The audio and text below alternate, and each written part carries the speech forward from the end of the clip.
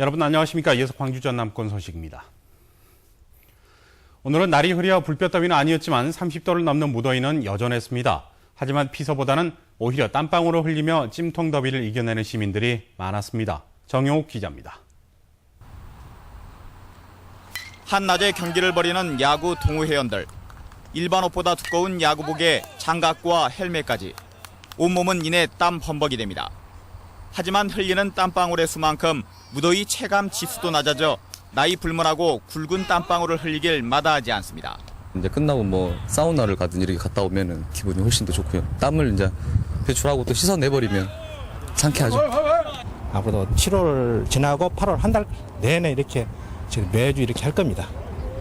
한낮 열기 가득한 축구 경기장도 운동 산매경에 빠진 동호회원들로 가득 찼습니다. 가만히 서 있기만 해도 땀이 흐르는 날씨지만 마음만큼은 무더위를 느끼지 못합니다. 주마다 하니까 그것 때문에 하는 것 같아요. 얼굴 보고 재밌게 땀 흘리고 운동하고.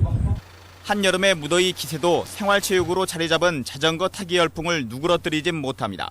개운하고 아주 좋습니다. 기분 상쾌하고 특히 오늘같이 비 오는 날은 또 시원하면서 상쾌합니다.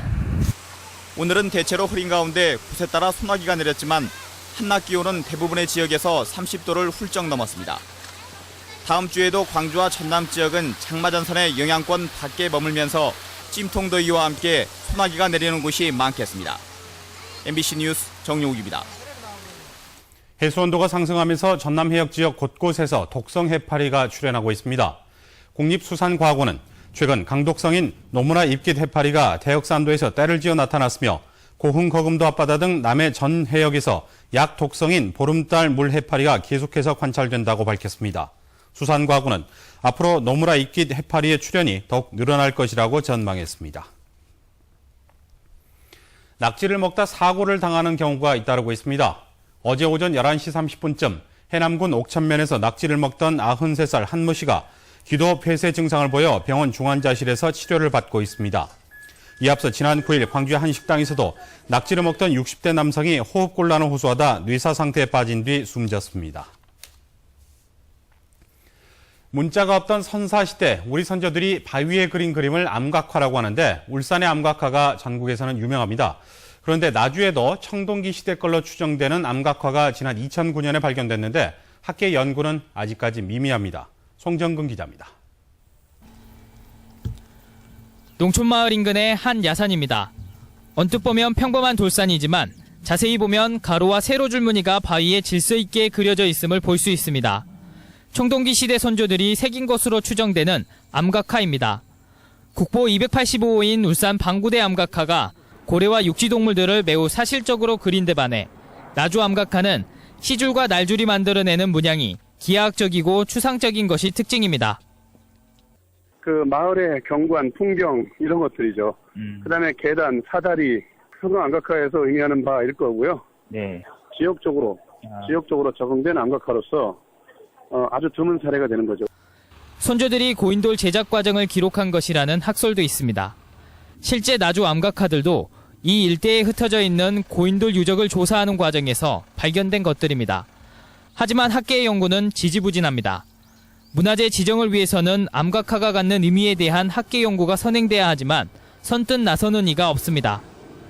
누군가는 이런 부분에 대해서 연구한 성과를 바탕해서 논문도 쓰고 연구도 하는 건데 그 미개척 분야라 그런 것이 좀 어렵죠, 사실은. 국보로 지정해놓고도 방치한 끝에 훼손된 울산 방구대 암각화의 사례를 되풀이하지 않으려면 지금이라도 적극적 연구와 보존 노력이 필요해 보입니다. MBC 뉴스 송정근입니다. 정부가 내일 우리금융계열 지방은행의 매각 공고를 진행할 예정이어서 광주은행 인수전이 본격화될 전망입니다. 정부는 내일 광주은행 매각 공고를 통해 매각 방식과 예비 입찰 절차 등 매각 진행 일정을 구체적으로 밝히고 우선 협상 대상자를 이르면 11월쯤 선정할 계획입니다. 이번 매각 공고에서 광주 상공회의소 등 지역 경제계가 요구하고 있는 지역자본 우선 협상권 등이 포함될지 주목되지만 정부는 최고가 경쟁 입찰의 입장을 고수하고 있는 것으로 알려졌습니다. 인수가가 1조 2천억 원으로 추정되고 있는 광주은행 인수전에는 지역 상공인 연합체와 전북은행, 교보생명 등이 후보군으로 거론되고 있습니다. 취득세 감면 종료 등의 영향으로 지난달 광주 지역 주택 거래량이 큰 폭으로 증가한 것으로 나타났습니다. 국토교통부가 지난 6월 주택매매 거래 동향을 분석한 결과 광주 지역 거래량은 6,200여 건으로 지난해 같은 기간에 비해 219%나 증가했습니다. 이는 전국 평균 증가율 128%를 훨씬 웃도는 증가율로 수도권 143%보다 높았습니다. 반면 전남 지역은 지난 6월 3,300여 건이 거래돼 지난해 같은 기간에 비해 68% 증가하는 데 그쳤습니다. 박근혜 정부 초기부터 이어진 부산시와의 잇따른 기관 유치 경쟁에서 전라남도의 대처가 한 박자 늦다는 지적입니다. 전라남도는 신설된 해양수산부를 비롯해 세계수산대학 등의 유치전에 뛰어들었지만 모두 부산시가 본격 유치 활동을 벌인 뒤였고 탄소 배출권 거래소는 먼저 유치전에 나서고도 현안 과제 포함 여부를 놓고 혼선을 빚고 있는 모습을 보였습니다. 올 연말 입지 선정을 앞두는 탄소 배출권 거래소는 관장 부처인 환경부가 한국거래소가 있는 부산시에 높은 점수를 주고 있어 결과를 낙관할 수 없는 상태입니다.